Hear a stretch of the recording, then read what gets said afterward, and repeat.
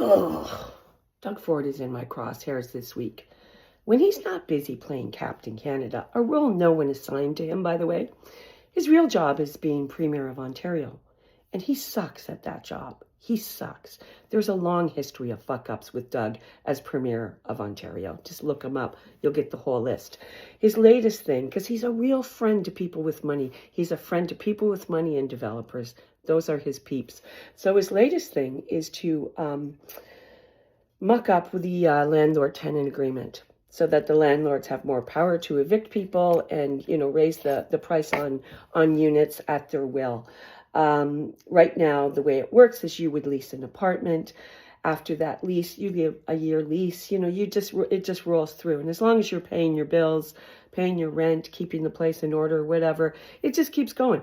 They're allowed to raise your rent yearly in incremental amounts, like if there's a set price, so there is an increase in rent. But with this version, Doug would allow landlords to just kick people out after the leasing period, just evict them for no reason whatsoever, so they can raise the rent on the unit, double it, triple it, who knows. Here's the problem. It leaves renters, and I'm one, extremely vulnerable. Extremely vulnerable. We'll be all running around like a bunch of vagabonds from place to place. Also, the rental market in Toronto is out of whack. Like, it's really expensive. Apartments here are really expensive. It's already out of whack. I don't know how people can sustain a larger increase, and they won't be able to. So what that means is you're going to lose, things like all your cultural workers, your arts workers, the people who lay the cultural foundation for this city will not be able to afford to live here, and that will disappear. Your workers, the people who do your oil changes, the people at Canadian Tire, the foundation of people who actually keep this city running will not be able to afford to live here. What's he going to do then? What are you going to do then, Dougie, when there's no one to do the actual grunt work that you don't want to do or that you don't respect?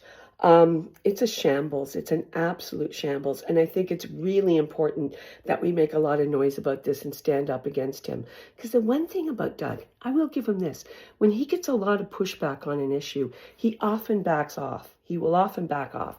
Because I think more than anything, Doug wants to be liked. And when people don't like him, he does tend to respond. So let's make some noise, okay? We can't afford to lose the foundational people in this city that make this city what it is. It's already tenuous. Young people, I fear for them. They cannot afford to rent apartments in this city.